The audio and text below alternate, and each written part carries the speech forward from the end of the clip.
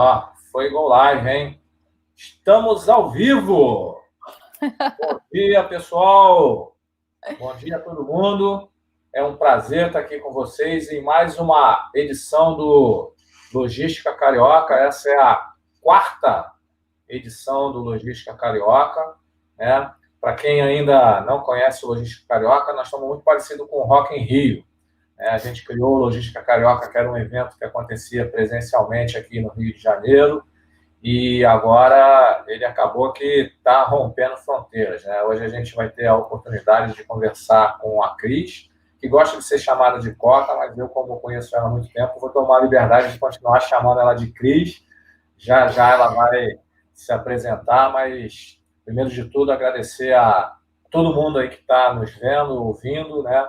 É um prazer a gente poder ter esse espaço aí para conversar de uma coisa que a gente adora aí, que é logística, que é inovação, que é agilidade, né? E o Logística Carioca tem muito essa missão aí, né? De buscar compartilhar informação, buscar gerar conhecimento e, acima de tudo, né? Como diz uma marca de lubrificantes e gasolinas aí que a gente conhece, ter pessoas que amam logística próximo da gente.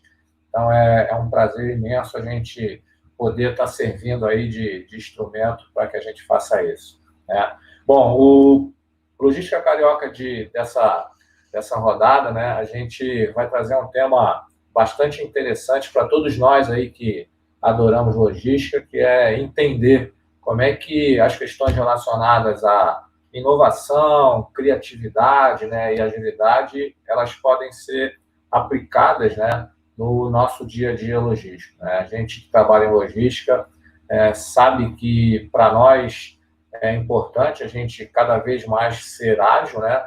A grande missão do profissional de logística é fazer o fluxo de produtos, informações e pessoas fluir de forma mais rápida e mais ágil. Cada vez mais a logística vai ser um diferencial competitivo e já vem sendo agora nessa época de pandemia, né? E aí a gente teve a oportunidade aí de convidar a Cris, que também gosta de ser chamada de Coca, para trazer essa experiência para a gente, né? Então, queria primeiro agradecer a Cris pela disponibilidade de tempo dela, né? Para nós aqui é bom dia, para a Cris já é boa tarde aí, Cris. Boa tarde. Bom dia. Inclusive, a gente já está aproveitando esse papo aqui para matar um montão de saudade aí acumulada que a gente já estava, depois a Cris pode contar, mas eu queria que a Cris se apresentasse um pouquinho, falasse quem é a Cris, o que ela está fazendo, se ela quiser dizer de onde a gente se conhece também. Posso. Então, Cris, obrigado, hein? Obrigada a você, Meirin. Bom dia, pessoal aí que está no Brasil. Não sei se tem alguém da Europa aí, já que já é tarde. É um prazer enorme, gigantesco estar aqui. Como o Meirin estava falando, eu era Cris, depois eu virei Coca, e o Meirin me conheceu quando eu ainda era Cris, eu não era Coca ainda naquela época. Meirin me deu aula na faculdade. Vai entregar a idade aí, Cris. Bons tempos. Eu, quando vi o Meirin aqui no vídeo, fiquei feliz da vida. Lembrei da época boa, que era a faculdade, a galera, todo o sentimento de estar aprendendo, né, o tempo todo, de estar dentro de um ambiente de aprendizado, que é a universidade, né, e que hoje está aí parado também, com conhecimento sendo trocado todo virtualmente, o que também é muito legal. Então, meu nome é Cristiane, mas eu sou conhecida como Coca, que são as iniciais do meu nome de solteira, Cristiane Oliveira Cunha Velar, e o Coca, né, essas iniciais viraram o meu e-mail no meu primeiro trabalho, que foi na IBM. Eles colocaram meu e-mail para ser coca@ibm.com, e aí meu time começou a me chamar de Coca, as pessoas começaram a me chamar de Coca, convidou a Coca, perguntou para a Coca, mandou e-mail para a Coca, e aí isso acabou meio que virando uma identidade que eu levei comigo para o restante da minha carreira.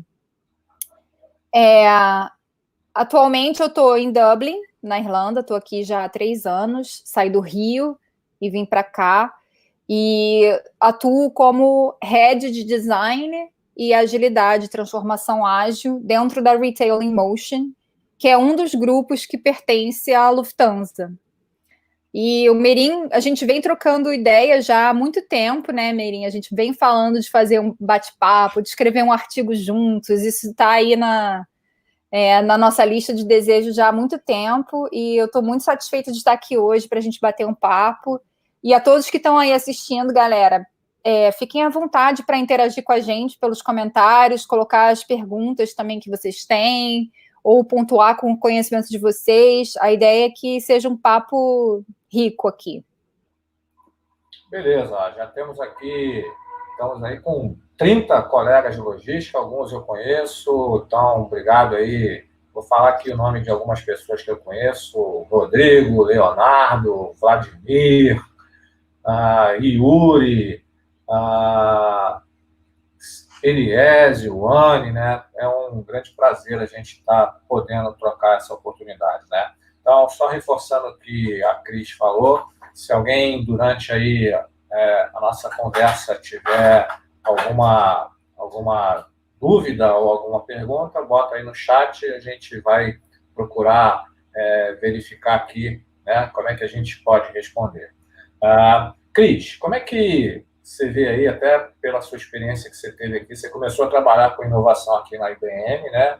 E aí depois teve a oportunidade aí de estar na Irlanda, né? Há 3 anos já também trabalhando com inovação aí na Europa, né? Podia trocar uma ideia com a gente, dizer, primeiro, uma visão do que é inovação e se tem muita diferença entre nós que estamos aqui no Brasil pensando em inovação e a galera que está aí na Europa, tem muita coisa diferente, ou a gente brasileiro também está muito bem? Como é que você vê isso?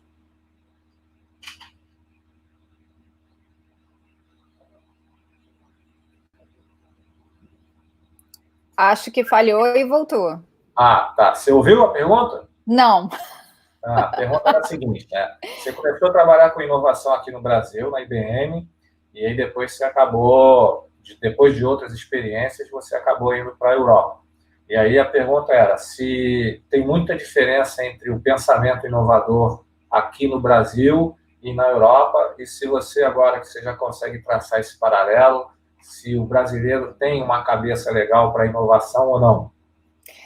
Olha, Meirim, ótima pergunta. E eu vou falar mais especificamente assim da Irlanda e do Reino Unido, que são os lugares da Europa que eu tenho mais assim familiaridade de trabalho e de ver esse movimento da transformação. O que eu acho é que sim, o brasileiro está muito bem preparado, e eu acho que até mais bem preparado do que a galera da Europa. E eu acho que vários fatores contribuem para isso, Meirim. Primeiro que o brasileiro ele tem que se virar, né? De modo geral, na vida, o brasileiro ele tem que se virar. Ele não tem uma estrutura pronta, ele não tem tudo já pensado, tudo processualizado, como aqui na Europa, né? Até por serem países mais antigos, eles têm. Então, o brasileiro ele tem essa natureza do improviso que ajuda muito nesse pensamento fora da caixa que leva à inovação. Então, eu acho que sim. E uma outra observação que eu fiz quando eu me mudei para cá é que o europeu ele é muito mais conservador, digamos assim, né? Ele é muito mais preso ao status quo, ele sente muito mais receio de sair da zona de conforto dele, de sair do ambiente conhecido, das práticas que ele conhece, da forma de trabalho que ele conhece, do que o brasileiro, de modo geral. Então, sim, é diferente e sim, eu acho que o brasileiro está muito bem preparado para inovar, mais até do que o europeu. Legal, Cris, mas aproveitando aí a sua pergunta, também a sua experiência, você acha que quando a gente fala de inovação e de criatividade, além disso que o brasileiro tem, precisa ter método também para ordenar essas ideias, e aí tem diferença também entre a nossa cultura e a cultura da Europa? Olha, eu acho que tem que ter um pouco de método, sim, Meirim, senão, assim, na minha experiência, quando faltou o método, quando eram simplesmente ideias que eram colocadas sem sem um sponsor, né, sem uma atração, sem um executivo para dar suporte ao desenvolvimento daquela ideia, muito do que eu vivi na minha experiência, é que essas coisas acabam sendo despriorizadas quando comparados ao dia a dia, à operação comum da empresa. Então, assim, quando a gente fala de inovação, eu acho que a gente tem que ser um pouco mais cuidadoso, né? Inovação é uma palavra que ficou um pouco banalizada também aí recentemente. Todo mundo acha que qualquer coisa nova já é uma inovação. E às vezes isso é verdade e às vezes não, né? Então, quando as empresas principalmente falam de inovação, eu acho muito importante ela começar pensando, né? Qual é o problema que eu quero resolver, né? Qual é a dor? Para quem é isso? Qual é o meu objetivo? É claro que tem muita inovação por inovação que segue adiante, mas no contexto empresarial, essas são a minoria, né?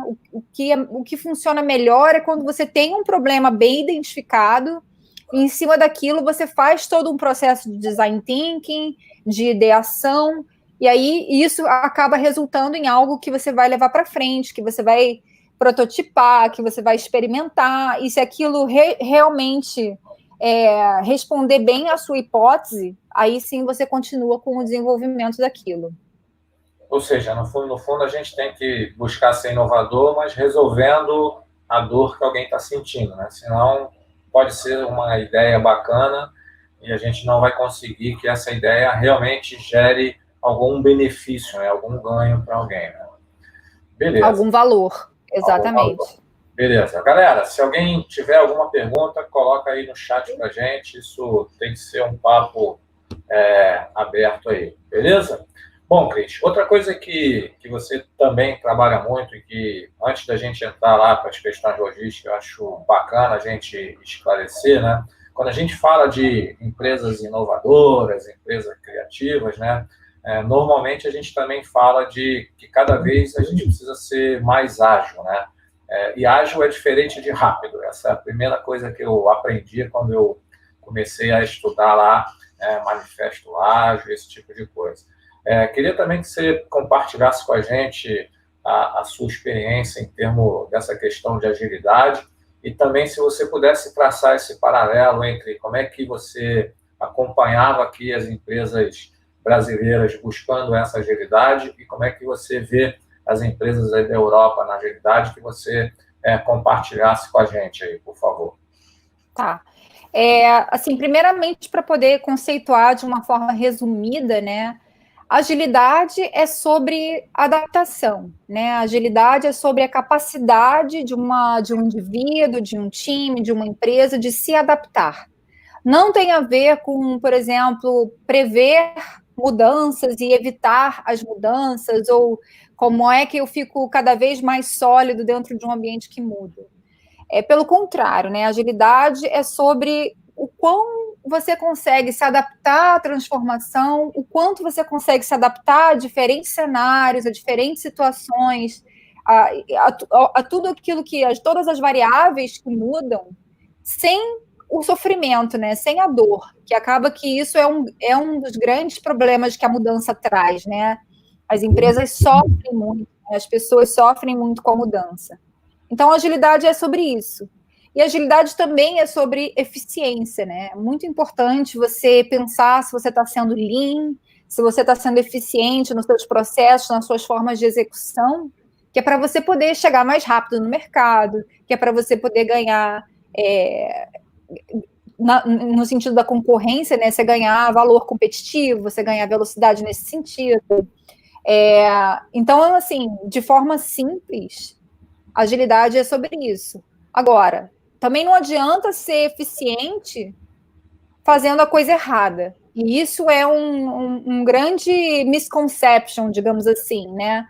Do mundo corporativo em geral. O pessoal acha que agilidade é seguir um processinho, seguir um framework, trazer uma teoria e colocar ela, né? Botar aquele livro em cima da organização, sem pensar nem assim no que a gente está ficando mais eficiente em quê, né? Será que essa é a coisa certa? Será que a gente está resolvendo algum problema? Será que esse é um problema a ser resolvido? Ou será que isso é um sintoma? Então, é muito importante também ter em mente o que é que você está tentando ser mais eficiente em, né? E aí tinha uma segunda parte da pergunta, Meirin, que eu agora me fugi. Que era se você percebe diferença entre se as empresas brasileiras conseguem trazer esses conceitos de agilidade melhor do que as empresas europeias. Olha, eu acho que, de modo geral, o agilista brasileiro ele está mais bem preparado, Meirin. Mas, assim, quando a gente olha para as corporações e o quanto elas estão abertas a essas mudanças, eu diria que é mais ou menos a mesma dificuldade.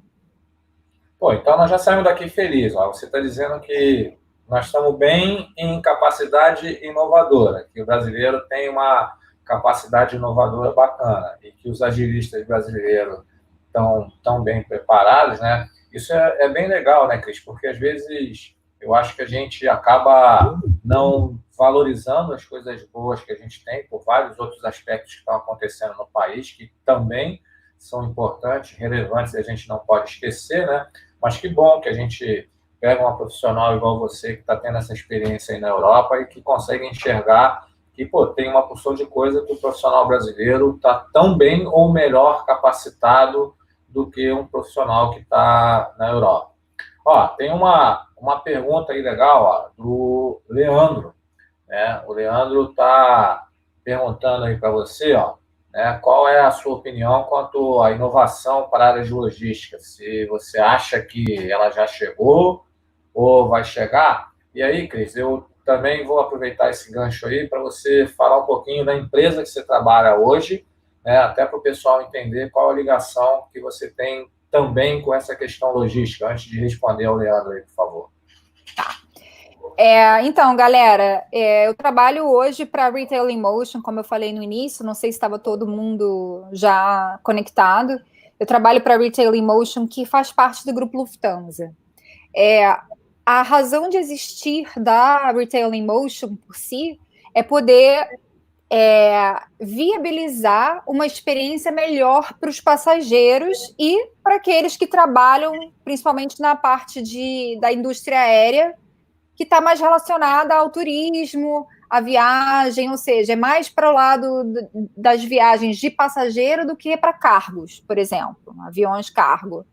E aí a nossa operação, ela cuida de várias frentes. Na verdade, a gente é uma empresa que se instalou num nicho de mercado, que é justamente esse nicho de serviço para as linhas aéreas, e o que a gente faz, essencialmente, além de criar produtos e criar novos produtos para serem oferecidos a bordo, como, por exemplo, alimentação e duty free, a gente também viabiliza toda a parte processual que um item precisa para ele chegar no estoque, para depois ele ser carregado num avião, para ele ser vendido dentro de uma aeronave, todo o esquema de comissionamento que algumas linhas aéreas têm, né, com relação aos seus atendentes, né, de bordo, as aeromoças, os aeromoços, e depois o pagamento desses produtos e a reconciliação dessas vendas no final, né, para poder fazer a reconciliação entre estoque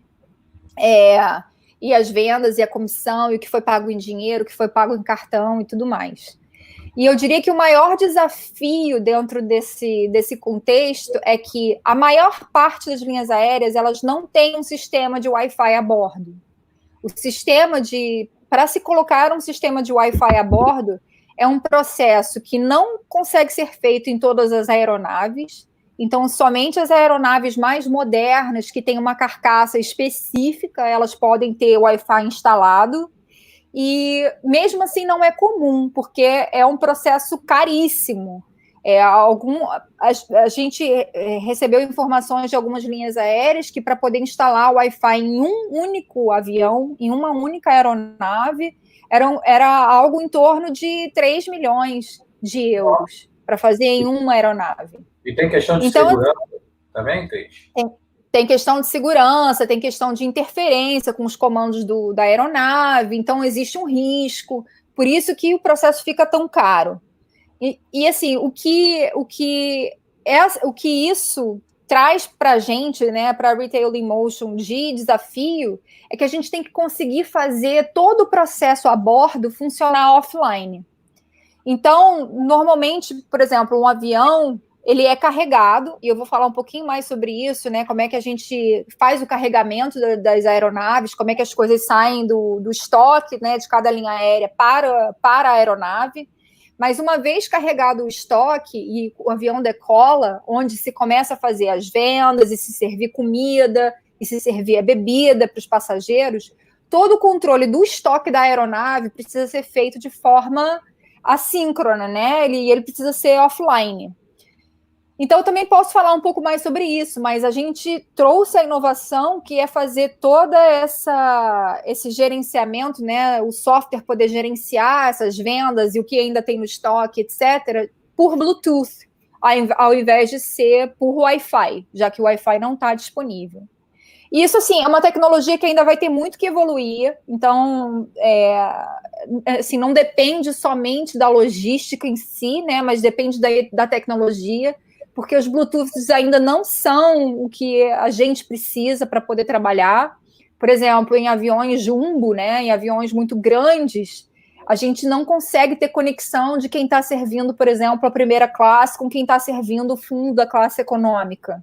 É muito distante e os aparelhos não conseguem fazer a sincronização deles por Bluetooth.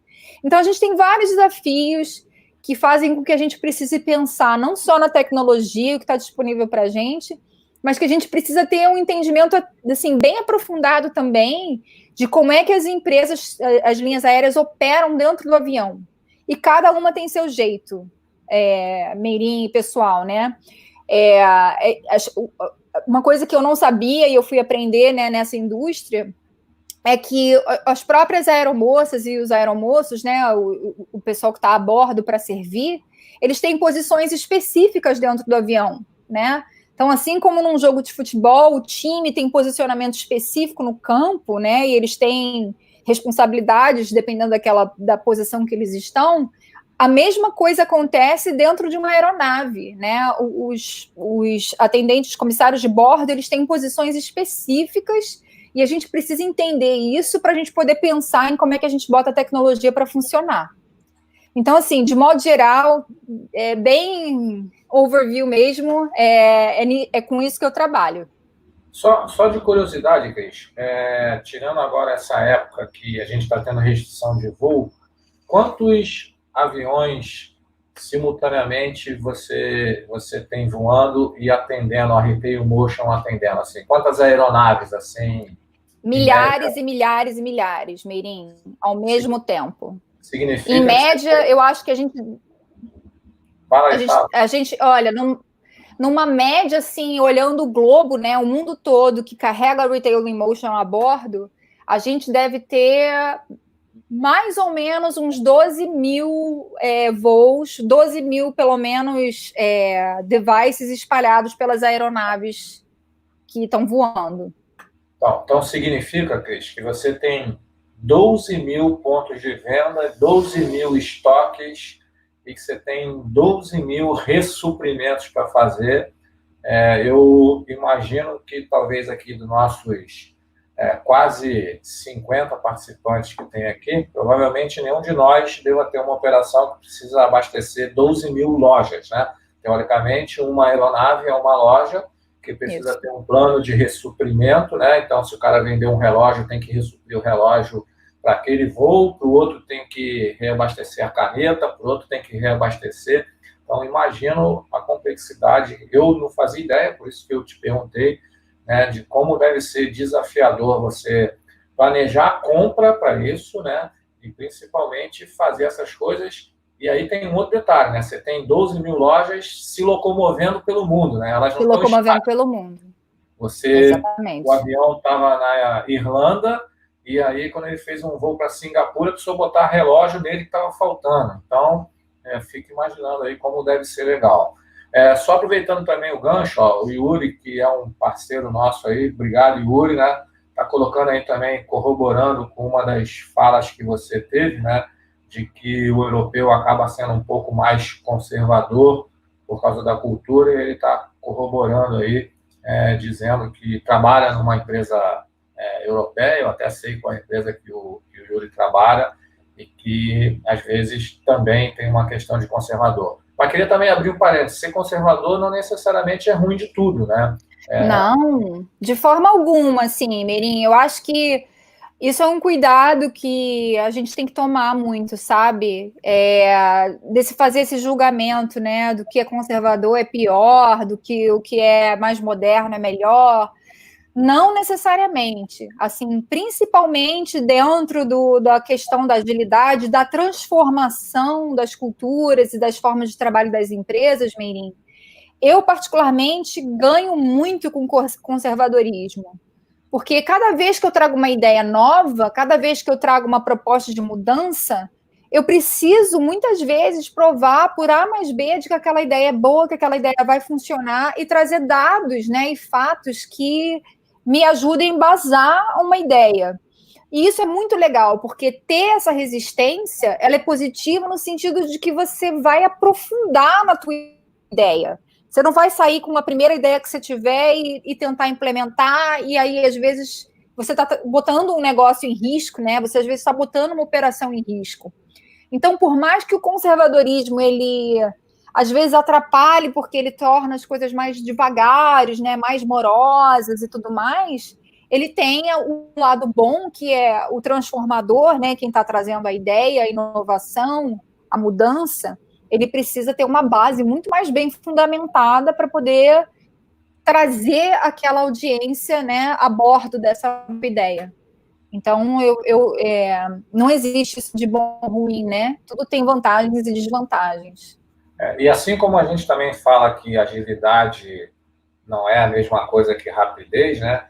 Conservadorismo também não é a mesma coisa de que a pessoa não está olhando para o futuro. Por exemplo, a gente estava antes conversando aqui sobre essa questão de cumprimento de horário.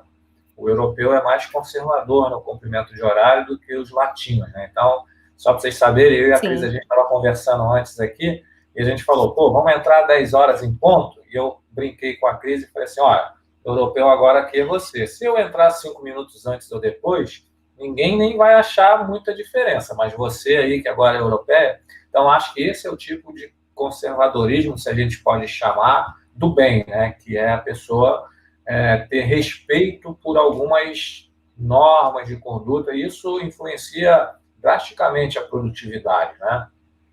Sim, com certeza. Ó, tem um ex-colega seu aí, ó, que também colocou uma pergunta para nós aí, ó, e ele já foi cheio das intimidades aí, chamou de Coca e tudo, ó, não sei se você conhece ele. Coca, também trabalhei na IBM, né? E rolava lá que a questão aí de que a gente é inovador, né? E aí ele está perguntando como é que é essa mudança aí, né? Porque normalmente quando a gente quer aplicar alguma inovação, a gente sempre tem que mudar o status quo e isso gera um desconforto. Isso é humano, né? Eu tenho uma figurinha muito bacaninha que diz o seguinte: quem quer mudança? Aí todo mundo levanta a mão. Aí fala, quem quer mudar? Aí todo mundo começa a ficar assim mais pensativo, né? E aí acho que a pergunta dele é muito bacana, né? E ele está perguntando aí para você como é que você vê essa resistência à mudança toda vez que tenta colocar algo novo aí nas organizações, né? Você passou por um processo de mudança legal. Para quem não sabe, a Cris, acho que há 3 anos atrás, ela escreveu, eu acompanhei o diário dela, da saga dela mudando para a Irlanda. A Cris mudou para a Irlanda e ela fez um diário em que ela contava todo dia o que estava acontecendo, e ela não fez uma mudança simples, né? Ela mudou o marido, o Rogério, os 3 filhos dela, que já eram pequenininhos, menorzinhos, com mais quantos cachorros e gatos, que eu não lembro agora? 1 cachorro, 2 gatos, então... e a gente não trouxe mudança no container, a gente trouxe 19 malas, 6 malas de mão, 3 cadeirinhas e um carrinho de bebê. Então, e aí, pegando o gancho aí do Marcelo, como é que você vê essa resistência à mudança toda vez que a gente tem que colocar uma ideia nova? O que você pode dar de dica para nós, para que a gente consiga vencer essas mudanças de uma forma melhor, sem muito desgaste? Como é que você vê isso aí?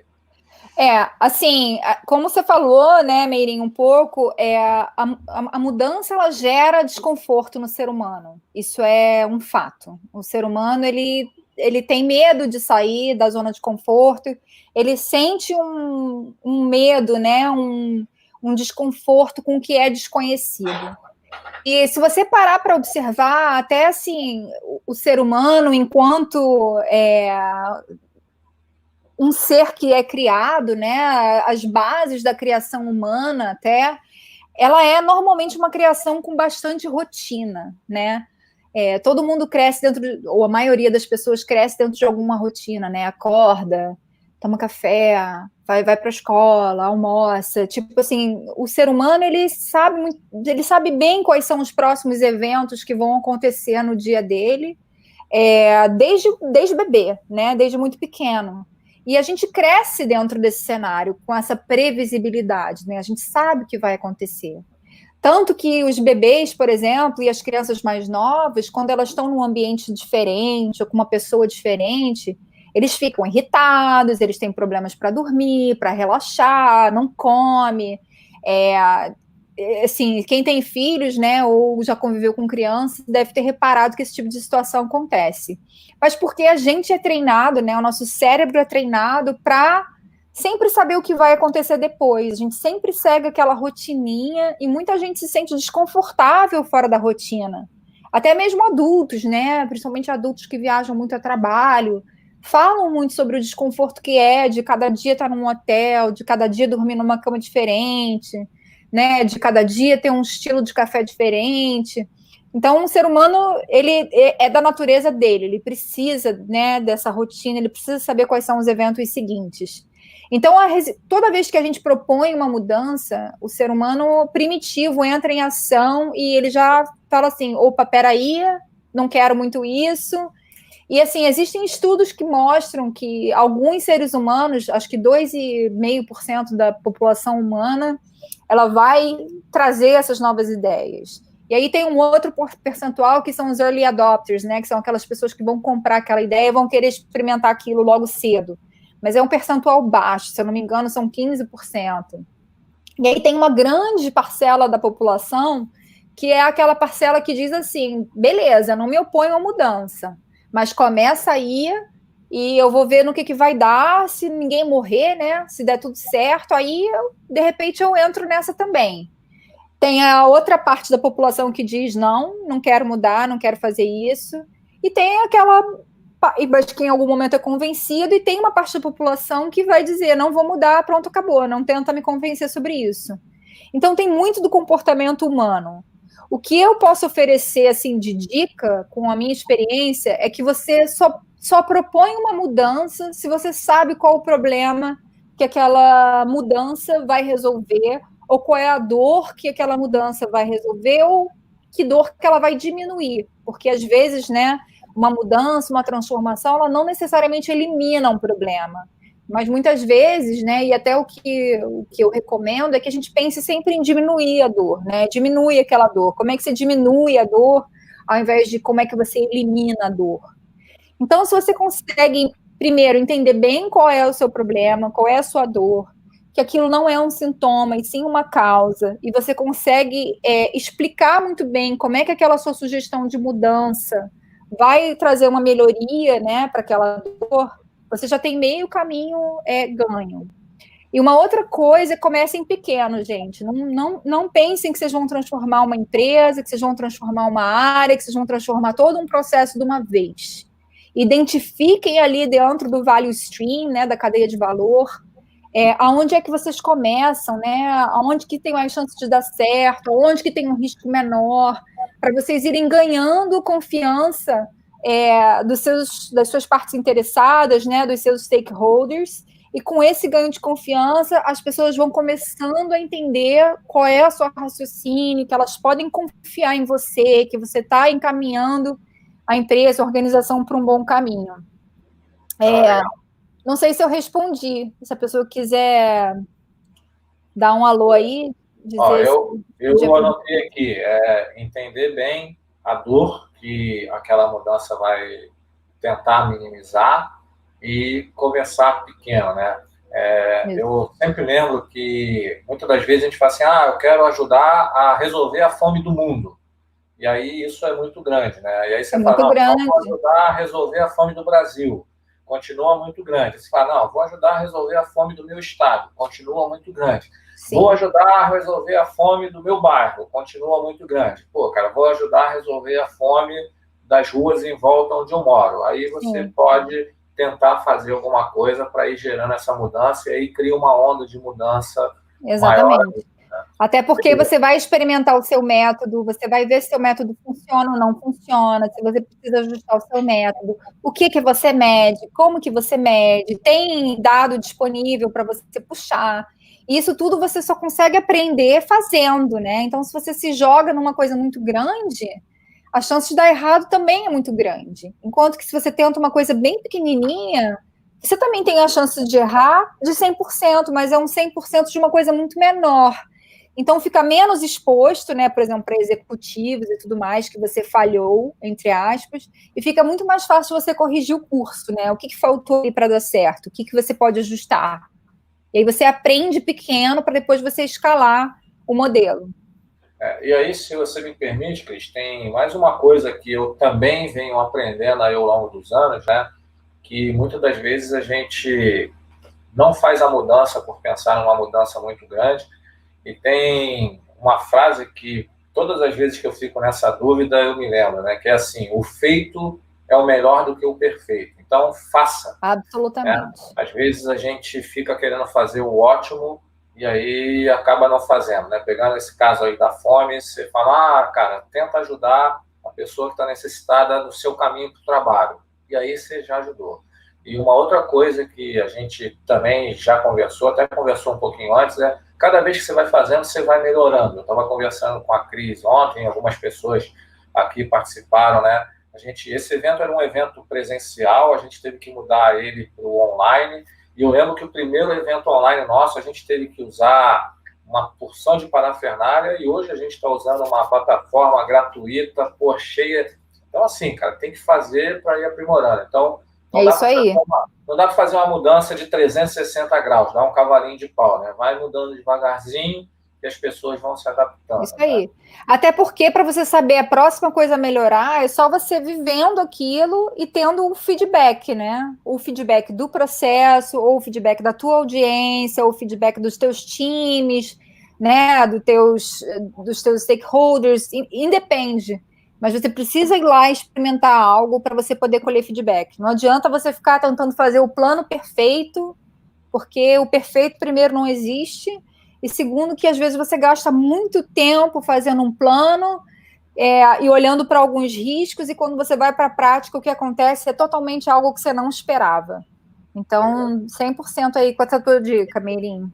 Legal. O Leonardo Rocha vai poder até pedir gol no Fantástico, porque tem um negócio lá no Fantástico, quem faz 3 gols pode pedir música, né? O Leonardo Rocha, ele participou de todas as edições do Logística Carioca, ele vai poder até pedir música. Olha que legal, daqui a pouco ele pode ganhar a medalhinha. Pode ganhar. Então, o Léo está fazendo uma pergunta aí bem interessante aí para a gente que é de logística. Ele também deve ter ficado admirado aí com aquela análise que a gente fez das 12 mil lojas itinerantes.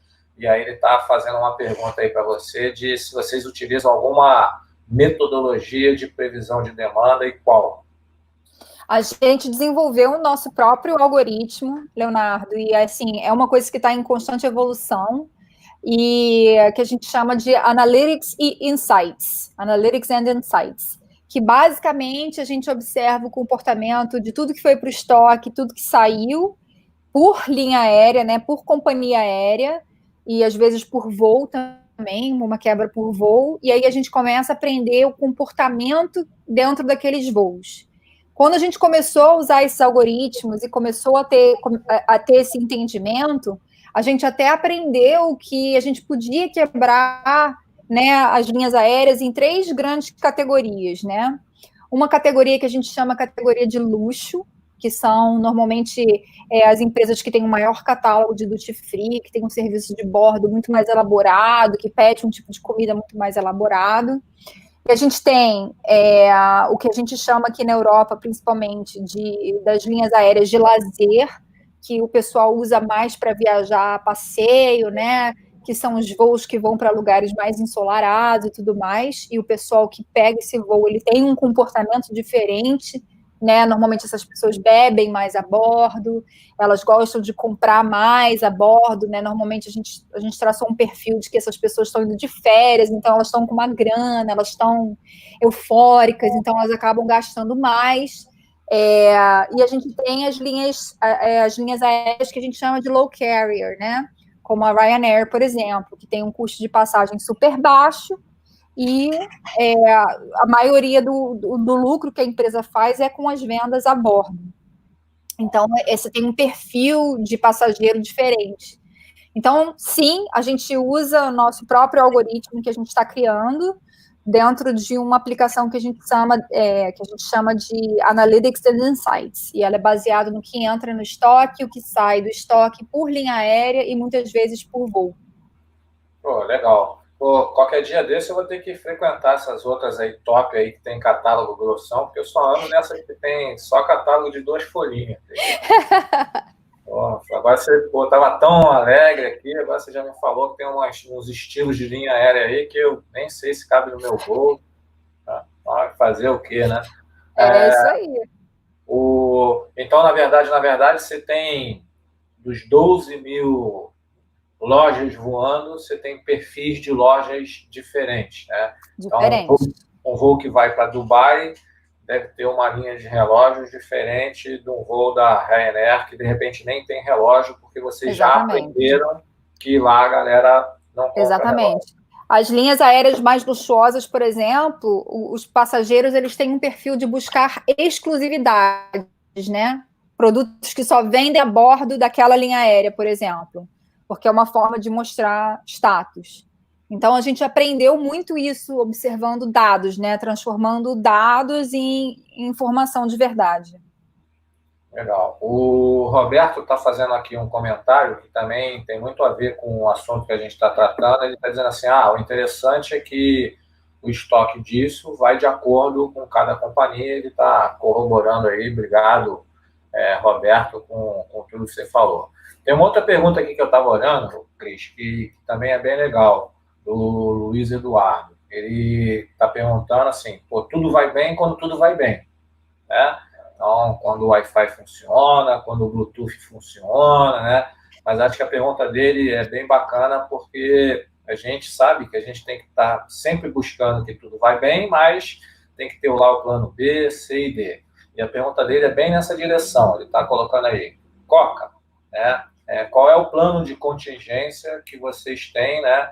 Para se alguma coisa der errado? Você tem algum plano de contingência? Se de repente o cliente pede um relógio e você tem uma orientação para alguém oferecer um similar, se você consegue, por exemplo, estou chutando aqui, que o cara pegue no aeroporto na hora que ele está saindo, sei lá como é que é isso aí? Tá, vou responder em 2 etapas. A gente está criando uma inovação, digamos assim, dentro do processo logístico e também do processo de vendas, né? Para as linhas aéreas, que é o sistema de pre-order, né? Onde o passageiro ele pode, uma vez confirmado o voo, né? Ele tem um aplicativo da linha aérea e ele pode fazer o pedido dele com antecedência ao voo. E aí, esse pre-order, quando ele usa esse sistema, ele pode pedir aonde ele quer que aquele produto seja entregue. Então, ele pode pedir para o produto ser colocado no assento dele, dentro da aeronave, ele pode pedir para o produto ser entregue no hotel onde ele vai ficar, quando ele chegar, ou ele pode pedir para o produto ser entregue na residência dele, né? A gente tem visto muito esse comportamento com bebida alcoólica de duty free, que a galera compra uma quantidade, e aí para não ficar carregando aquilo, eles estão pedindo para essa entrega ser feita em casa e alguns itens ser colocados no assento do avião, né? Isso, assim, dá para a gente um certo planejamento de contingência. A gente ainda está aprendendo a lidar com isso, porque às vezes é mais fácil simplesmente não ter o produto e dizer para o cliente, a gente não tem esse relógio, a gente vai te oferecer esse. Mas quando você coloca o esquema de pre-order no ar, né, Você tem um tempo onde você vai precisar achar aquele objeto, né, ou aquela comida, ou aquela bebida que aquele passageiro pediu e colocar disponível naquele voo. E aí, então, a gente está aprendendo ainda quanto tempo antes, né, em que momento a gente fecha a possibilidade de pedir um pre-order, mas também, ao mesmo tempo, a gente não quer limitar o passageiro, então a gente está começando a pensar em gate sales, que é a venda no portão já de embarque, onde a pessoa possa fazer esse tipo de pedido também. Então, a gente está explorando, nesse sentido, algumas ideias para a gente poder ajudar a gente a planejar, ter um planejamento melhor de contingência. Agora, dentro do cenário atual, né, da pandemia, do Covid-19, a gente não se preparou para isso, Luiz, essa é a verdade. Eu acho que ninguém, de fato, tinha se preparado para isso. Então, a gente está tendo um grande desperdício, sim, a gente está tendo um grande prejuízo de produtos que estão em estoque, principalmente comida, né, alimentos que têm validade, e essas coisas, infelizmente, vão acabar, muitos já foram para o lixo, muitas vão para o lixo. Uma das coisas que a gente pensou como uma forma de diminuir um pouco essa dor é de fazer doação de certas coisas para os hospitais, né? Então, para poder tentar dar um suporte aí para as equipes, né, que estão atendendo os pacientes do Covid e também para os próprios pacientes. Mas a gente não tinha um planejamento com relação a esse tipo de crise antes da crise realmente acontecer. Ah, legal. Então, quer dizer, vocês já estão trabalhando em alguns processos para tornar essa experiência do consumidor ainda melhor, dele poder pedir antes ou de poder, né? Isso é uma outra coisa também interessante, né, Cris? É a gente entender que, às vezes, uma má experiência ela causa uma dor tão forte que aí o cara desiste, acha que nunca mais vai fazer aquilo, né? Então, a gente que trabalha aí com inovação, com agilidade, a gente tem que cuidar aí de proporcionar uma boa experiência, né? Sim, e isso é uma coisa interessantíssima na indústria da aviação, Meirin, porque não existe uma fidelização, assim, a gente não conseguiu identificar um perfil de gente que se fideliza a uma linha aérea, né? Apesar das milhas e tudo mais, isso não garante a fidelização, porque o que a gente percebe, na verdade, do comportamento é que a maioria dos passageiros, eles fazem uma busca pelo valor, né? Com bagagem, sem bagagem, mas assim, o que drive a compra do bilhete, na verdade, está muito mais relacionado a preço. A pessoa não tem uma preferência de linha aérea e vai pagar o que for para voar nela. Em sua maioria, claro, né? Então, isso gera uma necessidade das linhas aéreas também estarem se reinventando e terem que aprender também como é que elas como é que elas vencem, né, essas más impressões, essas experiências ruins que às vezes os passageiros têm voando com eles. Ah, legal. Ó, a Marcela aí tá mandando pra gente, obrigado. A Marcela lá do Senai de São Gonçalo, ó, que legal, tá aqui pertinho. Que legal. Pertinho, mandando aí, dizendo que tá gostando e tá achando bacana, né? E aí a gente tem gente aqui de tudo quanto é lugar aqui mandando pergunta, né? E vou colocar aqui uma para a gente também comentar aqui do Diogo. Ele também se interessou aí pela questão do algoritmo que você comentou aí do ponto de venda, né? E aí ele queria que você falasse aí sobre se a logística brasileira já usa o potencial aí do data analysis, ou seja, se a gente aqui se você vê uma diferença entre a tratativa dos dados nas empresas brasileiras e a experiência que você está tendo aí. Olha, Diogo, de modo geral, eu acho que pouquíssimas empresas ainda estão se beneficiando do Data Analytics, para ser sincera. Assim, independentemente da indústria, independentemente da localização, né, no globo, eu acho que assim, muitas empresas ainda não entenderam que dado é ouro, né, que vale muito, e que é isso, é entender esses dados, é entender esses perfis que você vai conseguir, de fato, trazer valor agregado, que você vai conseguir resolver algumas dores, que você vai poder pensar numa inovação, que você vai conseguir fazer perguntas para o seu processo, né, para os seus produtos, para os seus serviços, que te levem para algum caminho. Então, de modo geral, eu acho que está subutilizado. Só ainda tem muito que aprender o valor desses dados, mas as empresas também precisam aprender como colocar a extração desses dados em funcionamento. Por exemplo, um projeto novo que a gente está trabalhando numa parceria muito grande com a Lufthansa é dentro da questão da sustentabilidade, né?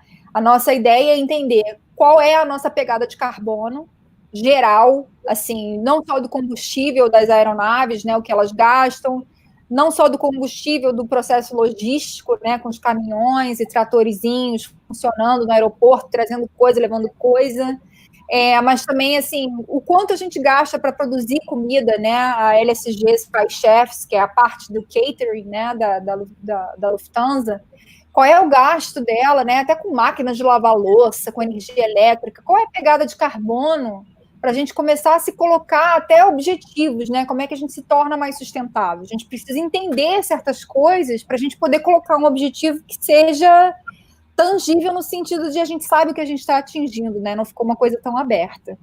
E uma das nossas grandes dificuldades é como é que a gente mede isso, né? Como é que a gente mede pegada de carbono em todas essas frentes, né? E como é que a gente traz isso tudo para um único sistema, onde a gente possa ter essa ideia, essa picture, né, essa fotografia da empresa como um todo, para a gente, então, poder traçar um plano de por onde a gente começa, o que a gente faz primeiro, aonde é o maior gasto, onde é o menor gasto. Então, assim, não só falta o entendimento do Analytics, mas falta também pensar como que eu meço, né? Então, isso tem um lado bom, né, Cris? Porque se a gente já tem disponibilidade tecnológica, já tem ferramentas, isso traz para nós acende uma luzinha bacana, dizendo, poxa, a gente tem um potencial aí de uma mina de ouro, que se cada um de nós, como profissional, enxergar nisso uma oportunidade de usar isso a nosso favor profissionalmente, olha quanta coisa bacana a gente pode fazer, né? Eu costumo dizer que a gente precisa transformar dado, informação em conhecimento, né? Exatamente. A gente tem sempre muito dado, mas aí eu acho que o mais subaproveitado, né, Meirinho? Tem o dado que ninguém consegue ler, que ninguém consegue correlacionar, que ninguém sabe exatamente que pergunta ele responde. Então, acho que tem muito que aprimorar ainda dentro dessa parte de Data Analytics. Diogo, eu espero que eu tenha respondido aí a sua pergunta. O Luiz falou que sobre aquela pergunta anterior lá, ele achou super, super legal, disse que já foi resolvido, agradeceu, e queria agora aproveitar aqui uma outra pergunta aqui, que é sobre... a gente tem aqui no Brasil um limite de compras, né, de $500, e aí o Roberto está trazendo para nós essa reflexão aí sobre essa questão aí do limite de compra, se tem limite de compra a bordo, como é que vocês lidam com isso aí? A gente também está aprendendo isso ainda. Roberto que estudou com a gente, Meirinho. Olha só. Olha aí. Então, Roberto, a gente está aprendendo isso ainda. Tem muitas legislações específicas por país e que torna todo o nosso processo logístico e de inovação e de algoritmo assim mais difícil de lidar. Tem países, por exemplo, que não permitem certas vendas, né? Por exemplo, o consumo de álcool não é permitido em todos os países do mundo. Então, a gente tem que ser muito cuidadoso também com esse tipo de venda. De propaganda até, né, para a gente não ofender. O consumo de carne vermelha, por exemplo, também, né, carne de vaca não é bem-vindo em todos os países do mundo. Então, tem uma série de cuidados que a gente precisa ter, e só realmente, assim, com um entendimento bem de expert mesmo, de localidade, que a gente consegue montar, né, os nossos algoritmos, os nossos estoques, como é que a gente faz venda, como é que a gente faz propaganda, o que a gente coloca a bordo, precisa ser entendido muito bem. Uma das coisas que a Retail in Motion faz a gente tem gente espalhada pelo mundo inteiro. que é para não ficar o conhecimento ficar enviesado pelo europeu ou pelo brasileiro, enfim, né? A gente tem gente da localidade trabalhando junto com as linhas aéreas daquele lugar para poder passar para a gente as informações que a gente precisa para a gente não cometer nenhum tipo de gafe nesse sentido.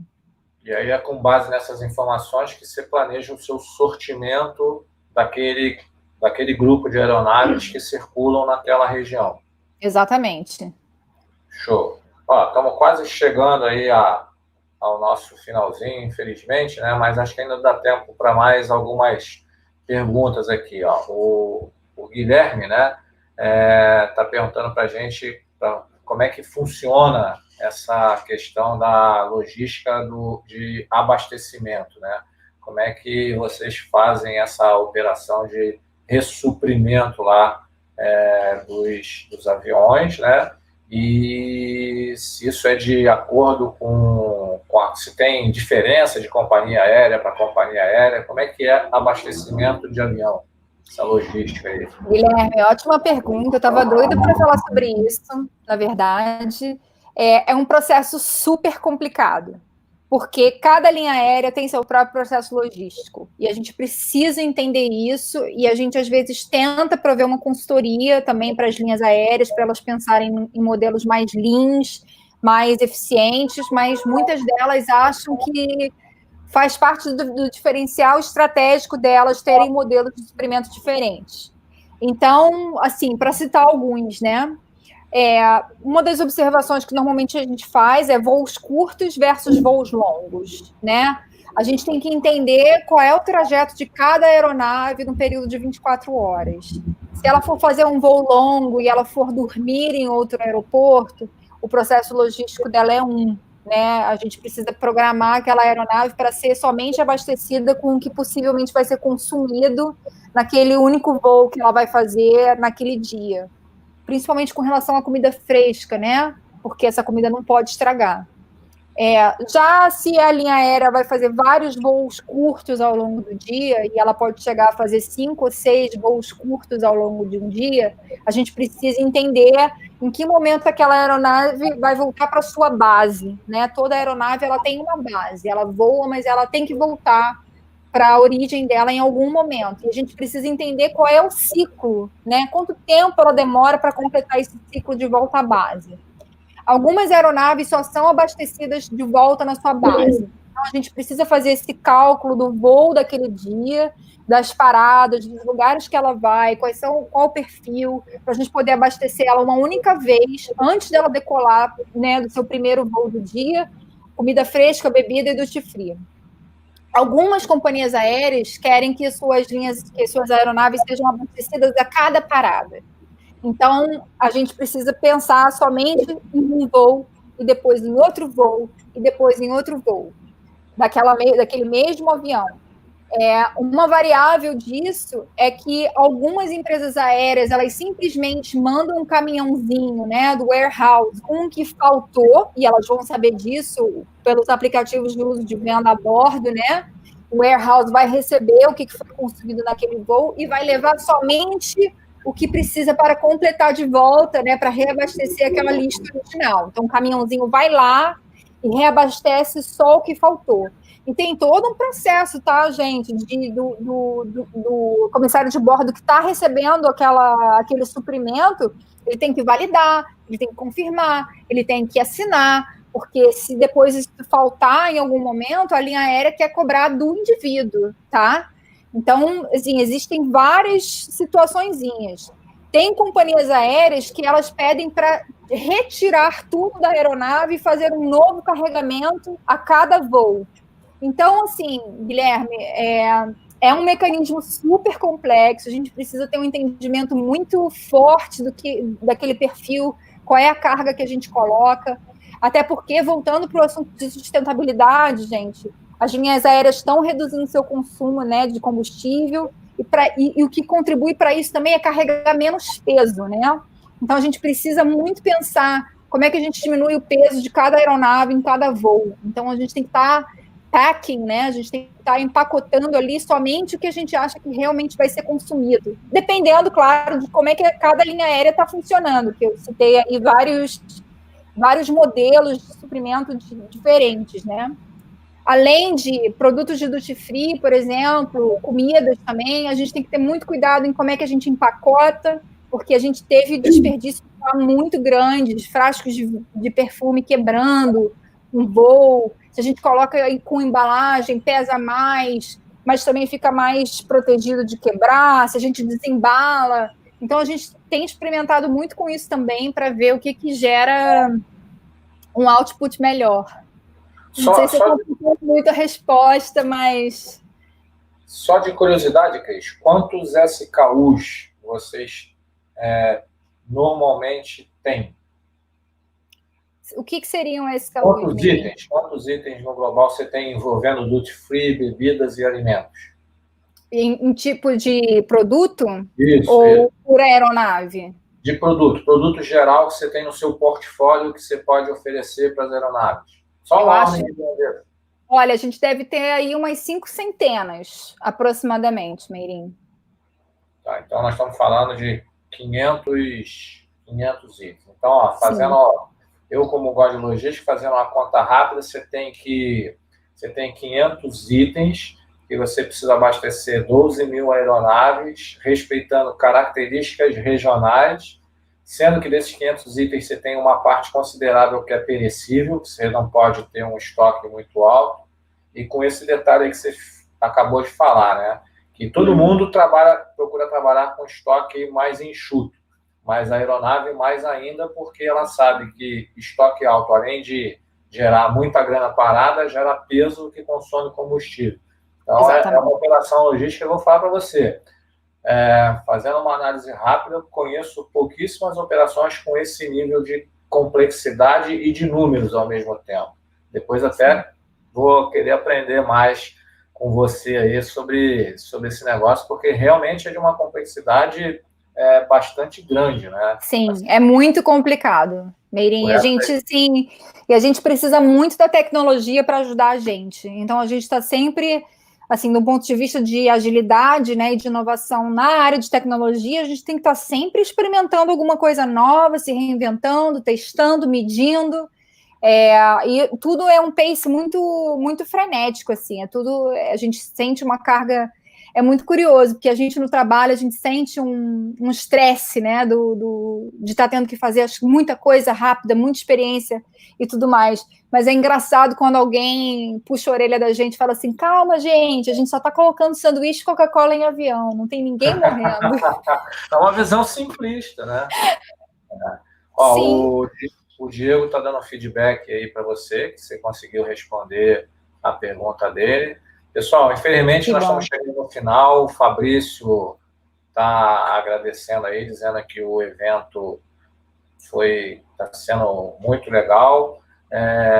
Nós já passamos 2 minutos, hein, Cris? Desculpa aí, Cris.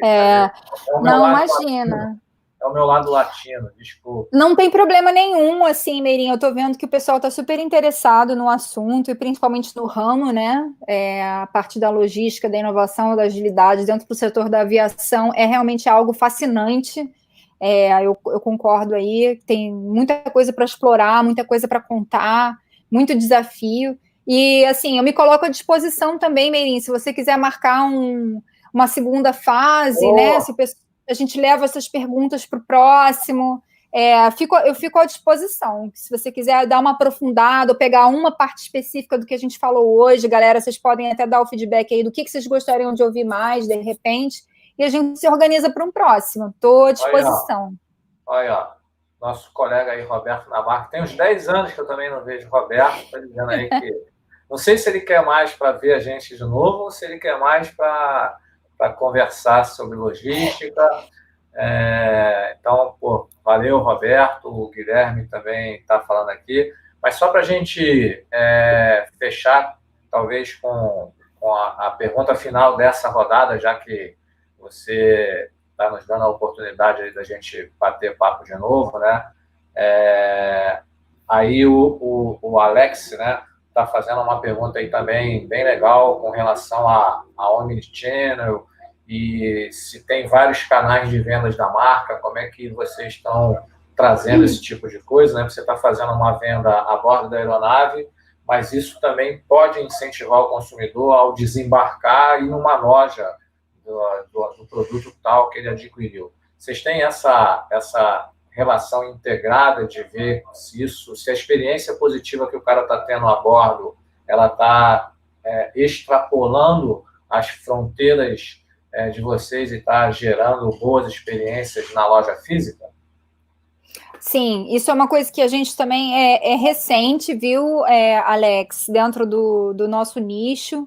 A gente está começando a querer entender o que é que acontece, né, como consequência da experiência do voo em si. A gente quer transgredir para entender qual é a experiência da viagem de modo geral, né?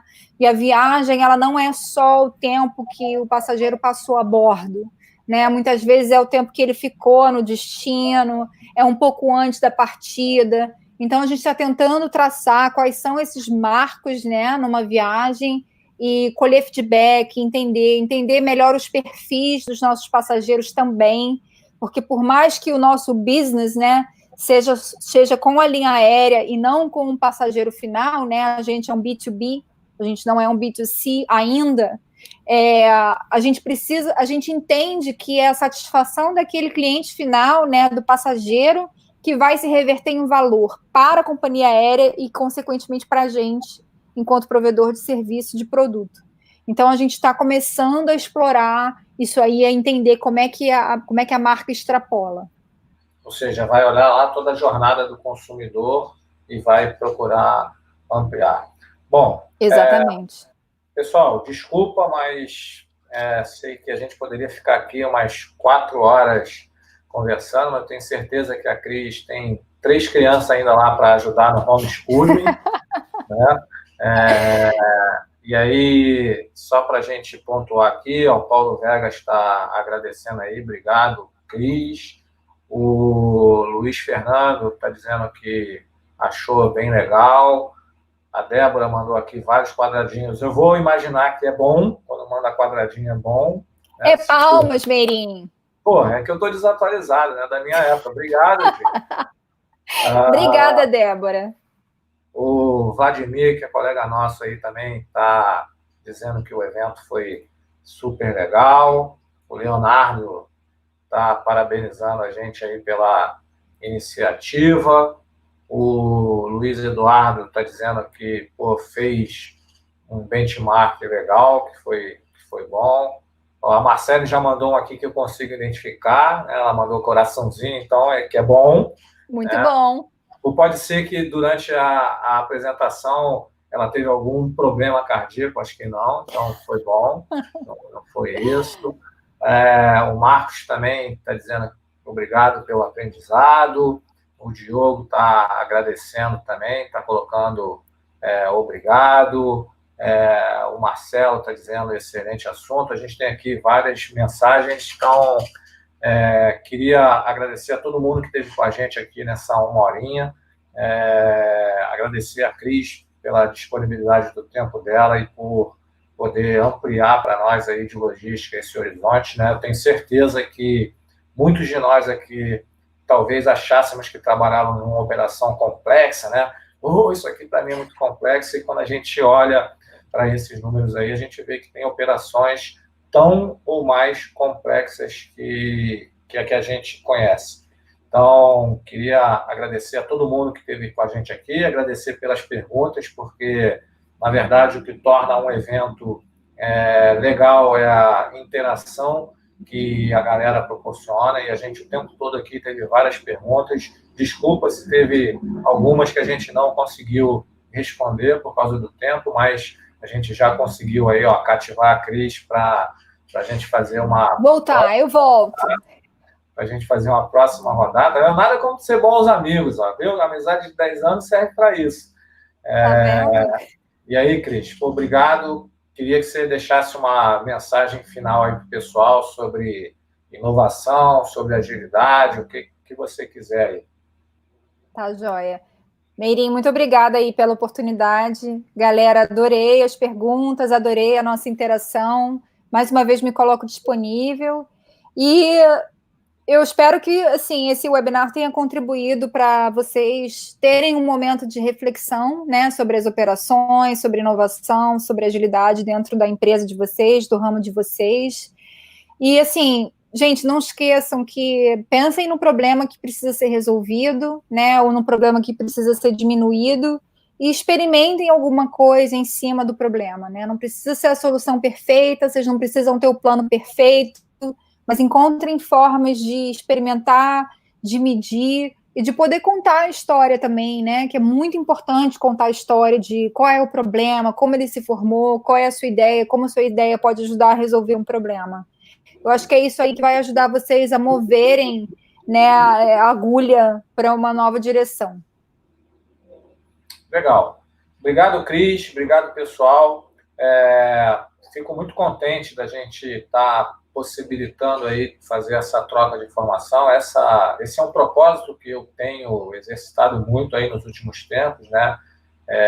Compartilhar informações. Acho que esse é o nosso papel, da gente irradiar um pouquinho que a gente já sabe, e cada vez que a gente compartilha, a gente aprende mais. Aprendi mais um montão de coisa aqui com a Cris, aprendi mais um montão de coisa aqui com a pergunta de várias pessoas aqui. Então, a gente compartilhando informação, a gente sempre está aprendendo. Então, o nosso propósito aí é esse que está aparecendo aí embaixo, né? Que é meio que um mantra para a gente, de compartilhar informações, gerar conhecimento e, acima de tudo, conectar várias pessoas aí apaixonadas por logística. Eu vi que a Cris, além de ser apaixonada pelo marido e pelos 3 filhos, é apaixonada por inovação, por agilidade. Olha, eu já senti que ela também tem uma paixão por logística, porque ela respondeu várias perguntas com uma propriedade muito boa, viu? Então, pessoal, obrigado. Em junho a gente vai ter 2 eventos do Logística Carioca, então já posso antecipar aqui em primeira mão. A gente vai continuar na tocada de fazer eventos online, né? A gente vai ter um evento falando sobre operadores logísticos, né? Vai ser, se eu não estou equivocado, na segunda semana. Vou pegar aqui a data certinha aqui, ó. No dia 9 de junho, vai ser uma terça-feira à noite, a gente vai ter um bate-papo nesse estilo nosso, descontraído, falando sobre operadores logísticos. E no dia 23 de junho, a gente vai falar sobre logística farmacêutica. Então, de antemão aí, estão todos convidados. E a gente já vai pensar aí numa agenda da Cris para conversar de novo aí com todo mundo. Pessoal, obrigado. Espero que todo mundo esteja bem de saúde, né? Nesse momento aí da pandemia que a gente está vivendo aí no mundo inteiro, né? Tanto aqui no Brasil como na Irlanda. Eu estava conversando antes com a Cris de como é que está e espero que a gente aproveite esse momento, claro, sempre para cuidar da saúde, mas também para dedicar algumas horinhas do nosso dia para trocar esse tipo de informação que é sempre muito rico. Então, obrigado aí a todo mundo. Até uma próxima vez. Obrigado, Cris. Dá um abração aí. Valeu, Meirinho. Obrigado, pessoal. Um abração no seu marido, nos seus 3 filhões aí, tá bom? Beijo, brigadão. Pode deixar, obrigado. Tchau, galera. Tchau, galera.